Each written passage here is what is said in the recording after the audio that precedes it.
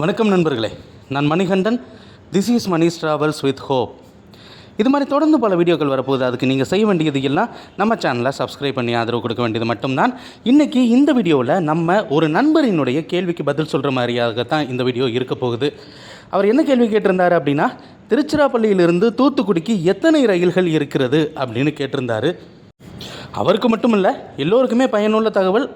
அது என்ன அப்படின்னா, திருச்சியிலிருந்து தூத்துக்குடிக்கு நிறைய ரயில்கள் இருந்தால் ரொம்பவும் வசதியாக இருக்கும். ஆனால் இருக்கக்கூடியது ஒரே ஒரு ரயில், அதுவும் முத்துநகர் எக்ஸ்பிரஸ் மட்டும்தான்.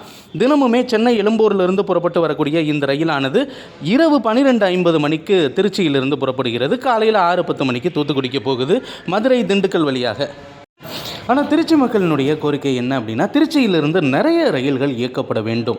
அதுவும் இயக்கப்பட்டு கொண்டு தான் இருக்கிறது. தஞ்சாவூர், கும்பகோணம், மயிலாடுதுறை ஜங்ஷன் வழியாக இயக்கப்படுகிறது. அதே மாதிரி நாகப்பட்டினம், வேளாங்கண்ணி இந்த பகுதிகளுக்கும் இருக்கிறது.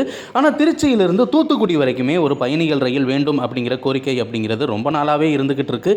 ஏன்னா இயக்கப்படக்கூடிய முத்துநகர் எக்ஸ்பிரஸுமே எப்பயுமே கூட்டமாக செல்லக்கூடியதை நம்மால் பார்க்க முடியுது. இதை தவிர்ப்பதற்காக தினசரி ரயில், அதுவும் பயணிகள் ரயில் இயக்கப்பட வேண்டும். திருச்சியிலிருந்து புதுக்கோட்டை, காரைக்குடி வழியாக இயங்கும் பட்சத்தில் புதுக்கோட்டை, காரைக்குடியில் இருந்து டைரெக்டாக தூத்துக்குடிக்கு ஒரு ட்ரெயின் அப்படிங்கிறது கிடைக்கும். அது மட்டும் இல்லாமல் மானாமதுரை, விருதுநகர் இந்த பகுதியிலிருந்து தூத்துக்குடி செல்வதற்குமே ஒரு நல்ல பயனுள்ள ரயிலாக இந்த ரயிலானது இருக்கும் அப்படிங்கிற கோரிக்கை ரொம்ப நாளாகவே இருந்துகிட்டு இருக்கு. ரயில்வே நிர்வாகம் இதை பரிசீலனை செஞ்சாங்க அப்படின்னா இன்னும் கொஞ்சம் வசதியாக இருக்கும்.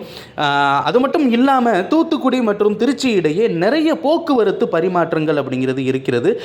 சரக்கு போக்குவரத்தாக இருக்கட்டும், அதே மாதிரி வணிகர்களினுடைய போக்குவரத்தாக இருக்கட்டும், இது எல்லாமே நிறைவேற வேண்டுமானால் நிச்சயமாக இந்த ரயிலானது இயக்கப்பட வேண்டும்.